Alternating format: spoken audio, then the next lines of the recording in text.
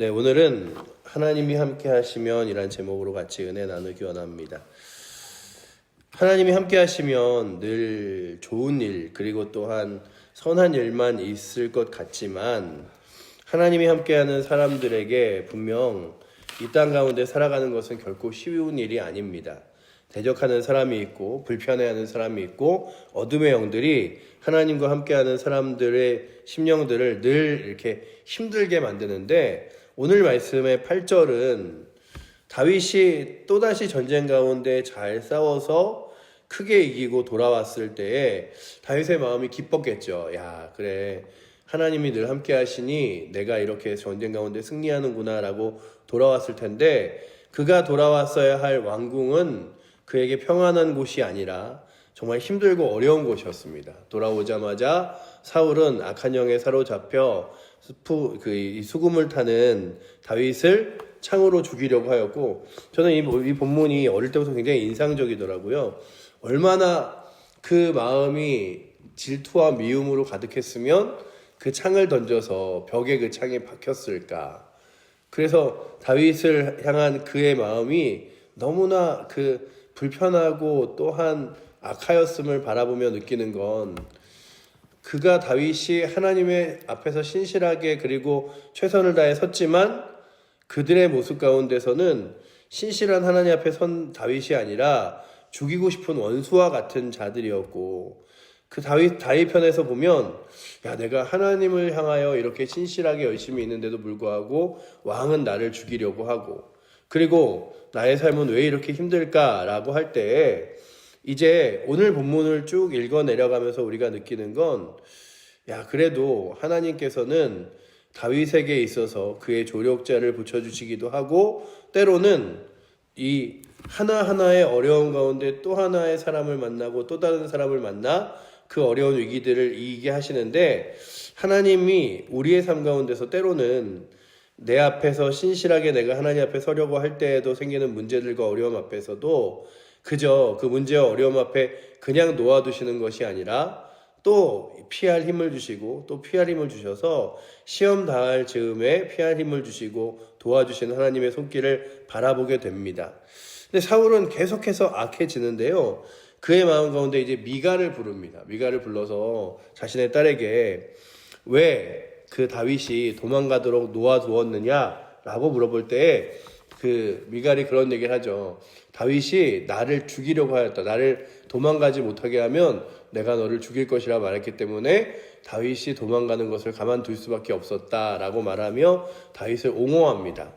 그런데 이 장면에서 제가 봤던 것 중에 하나가, 사울의 집안이 그리고 그 사울이 있었던 그 왕궁이 참 하나님과 멀어져 있음을 보여주는 단초 하나가 무엇이냐 하면, 13절에 미갈이 우상을 가져다가 침상에 누이고 염소털로 엮은 것을 그 머리에 씌우고 의복으로 그것을 덮었더니 라고 기록하고 있죠.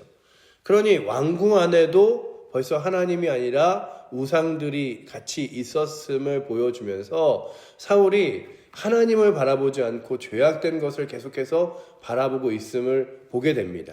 그러니 오늘도 우리의 마음 속에서, 야, 그래, 내 마음이 늘 신실하다고 신실한 게 아니라 하나님 바라보지 못하면 나도 사울처럼 될 수 있구나.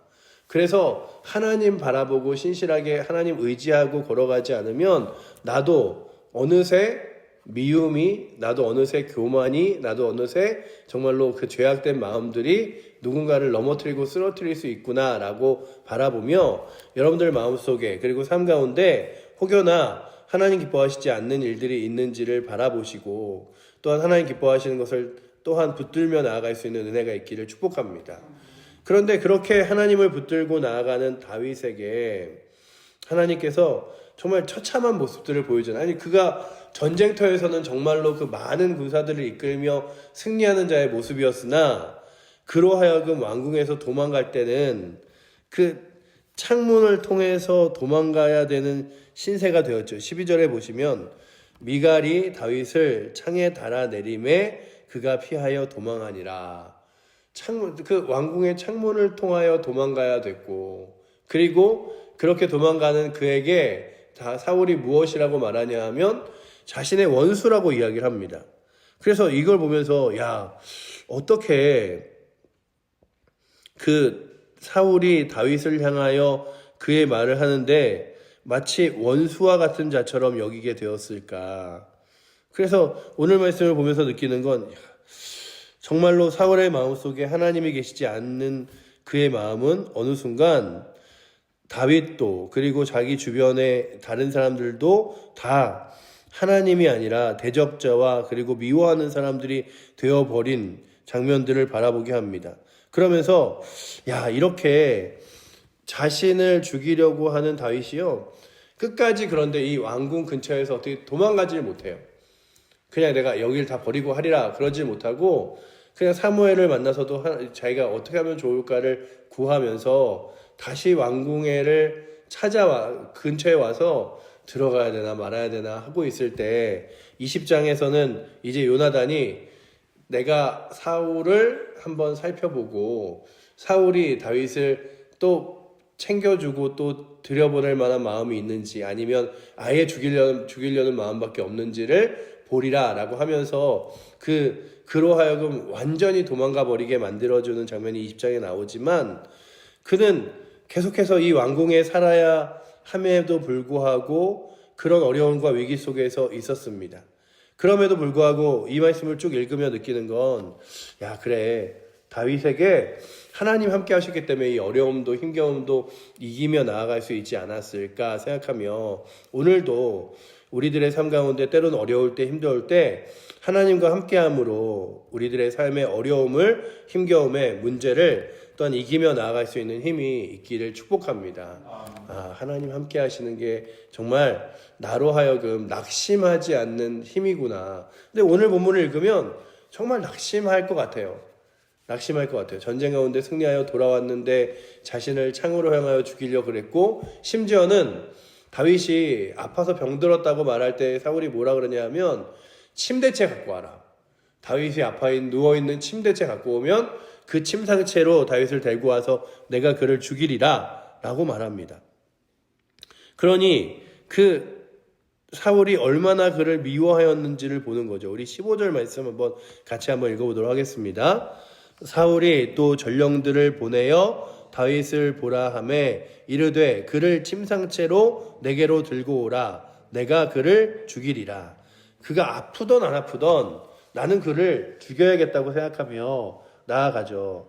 그리고 그를 향하여 대적이라는 단어를 17절에는 씁니다. 나를 속여 내 대적을 놓아 피하게 하였느냐라고 말하죠. 이제는 사울은 공공연하게 다윗은 자신의 대적이고 또한 어떻게 해서든지 죽여야 할 만한 인물로 그를 붙들고 있죠. 그 뒤에 이제 다윗이 어디로 도망을 가야 되나 그러다가 사무엘에게 도망을 갑니다. 사무엘에게 이렇게 저렇게 돼서 사울이 지금 자기에게 하고 있는 일들을 다 고하죠. 그리고 사울은 사람들을 사무엘에게까지 두려워하지 않고 보내서 계속해서 그 군사들을 보내는데요. 3번째 이렇게 계속 보내요. 심지어 마지막에는 자신이 직접 가기까지 합니다. 가는데 참 여기서 하나님의 놀라운 점은 이 주석을 읽어보면 뭐라고 써있냐 하면 이들이 오는 자마다 마치 사무엘 주변에서 함께 예배를 드리며 은혜 받아서 예언하는 사람들처럼 이들도 예언하며 그 죽이려고 했던 마음이 아니라 그냥 그 자리에서 같이 예언을 하고 그리고 이 예언이라는 장면들이 어떤 모습으로 표현되어 있는지는 자세히는 또 주석에는 나와 있지 않고 그리고 또 성경을 보면 모르지만 이들이 그 하나님의 선지자들이 함께 모여 찬양하며 예언한 것처럼 그들도 그 근처에 와서 예언을 합니다. 그리고 하나님의 영에 사로잡힌 거죠. 그리고 다시 돌아갑니다. 그런데 이 말씀을 하면서 그들이 다시금 하나님의 영에 사로잡혔다고 해서 은혜를 받았다는 건 아니고 하나님의 은혜 안에서 교만하고 죄악된 마음들을 가지고 있지 못하도록 하나님이 만들어주셨다는 표현들을 기록하고 있더라고요. 그러니까 놀랍게도 하나님은요 사무엘 주변에 온 사람들에게 위기와 위협이 아닌 하나님의 능력을 보여주심으로써 그 곁에 아무도 오지 못하게 하는데 그들이 오는 자마다 계속하여 예언을 하고 다시금 사울에게 도나갑니다.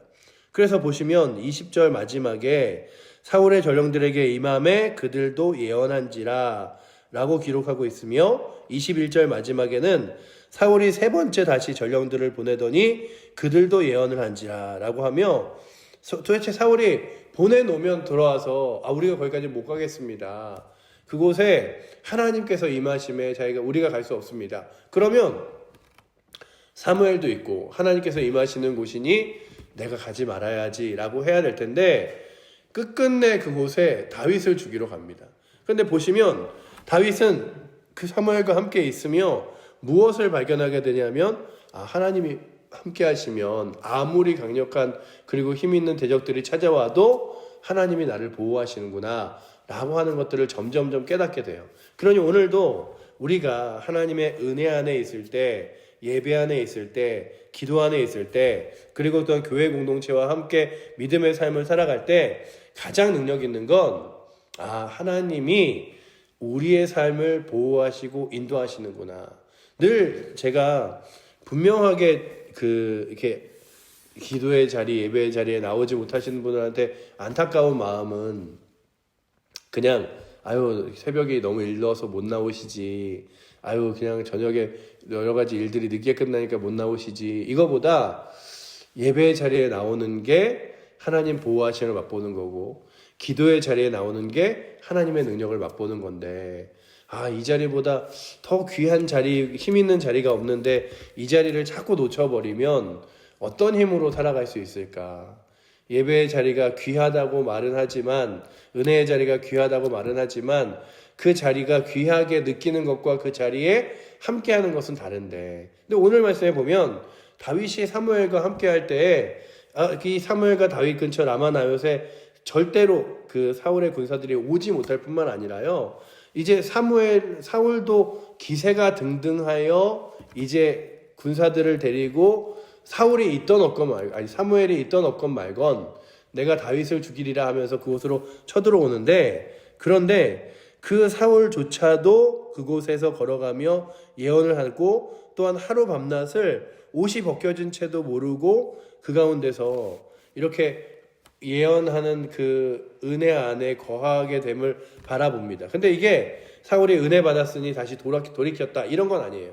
하나님의 그 놀라운 능력과 은혜 안에서 자신의 교만함도 다 무너짐을, 그리고 자신의 잘못됨을 보여주는 수단으로 사용되긴 하지만 그는 계속해서 다윗을 죽이려고 합니다. 보시면 오늘 말씀에 23절과 24절 말씀 다 길어서는 못 봤는데 우리 한번 같이 읽어보도록 하겠습니다.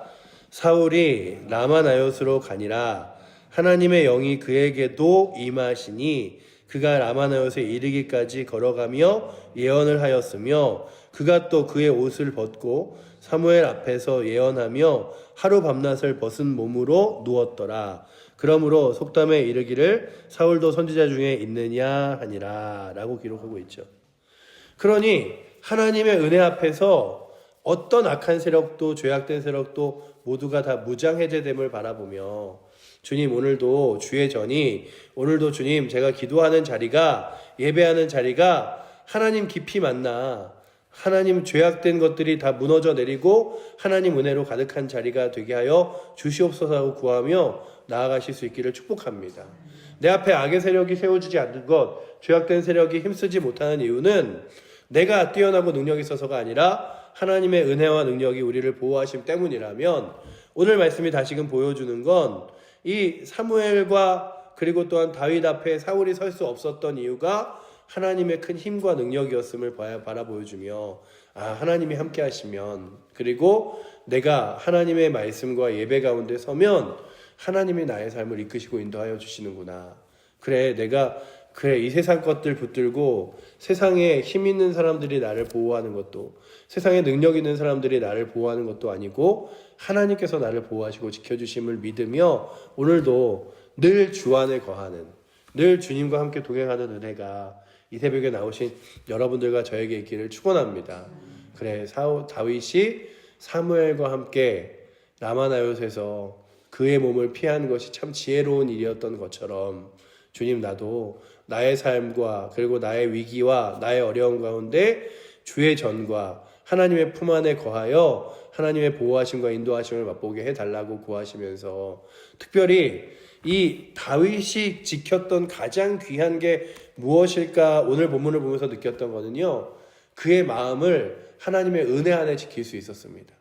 자꾸 낙심하고 좌절하고 아유 하나님이 함께 하셔도 나는 왜 내 인생은 왜 이렇게 문제투성일까가 아니라 늘 그의 마음이 꼿꼿하게 하나님 바라보고 의지할 수 있었다면, 그런데 사울은 그렇지 못했잖아요.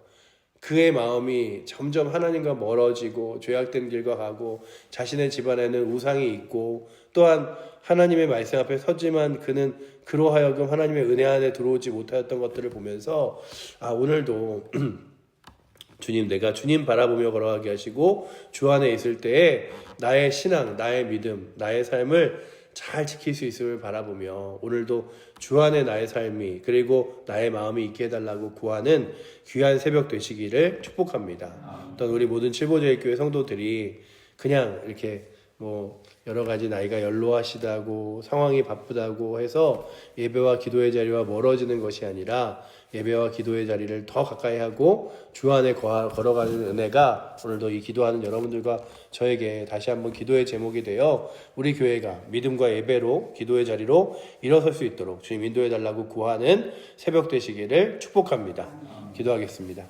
사랑의 하나님,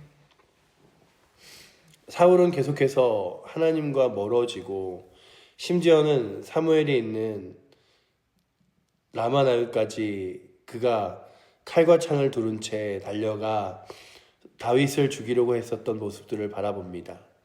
아무리 전쟁 가운데 승리하고 돌아와도 그의 마음의 미움은 바뀌지 않았고 그의 마음의 죄악은 계속해서 올라와 있었음을 바라보며 하나님과 멀리하면 죄악들과 미움들이 그리고 악한 생각들이 그의 마음을 가득 채워짐을 바라보며 주님, 오늘도 우리의 마음이 하나님과 가까이 할 수 있도록 인도하여 주시고, 늘 하나님 곁에 있었던 다윗은 그의 마음에 위기와 어려움들과 힘겨움들이 찾아와도 주님과 함께 했음을 바라보며 오늘도 우리의 환경과 상황이 아니라 우리의 마음을 지켜주셔서 그 마음이 주님을 향하고 그 마음이 주님과 함께 동행할 수 있도록 인도하여 주시고, 특별히 아버지 하나님, 주께서 보호하시고 지키시고 인도하심을 삶 가운데서 맛보며 나아갈 수 있도록 주님 인도하여 주시옵소서. 오늘도 우리 칠보조의교회 귀한 사랑하는 성도들이 그렇게 주 안에 거하길 원합니다. 예배와 기도와 말씀 안에 삶을 드리기 원합니다. 아버지 하나님, 그렇게 우리의 삶을 주 앞에 드리며 나아갈 수 있도록 인도하여 주시고, 어떤 어려움과 위험 가운데서도 주님이 함께 하시면 그것이 능력이고 힘인 줄 알고 나아갈 수 있도록 주님 붙들어 주시옵소서. 오늘 우리를 사랑하시는 살아계신 예수 그리스도 이름으로 기도드립니다. 아멘.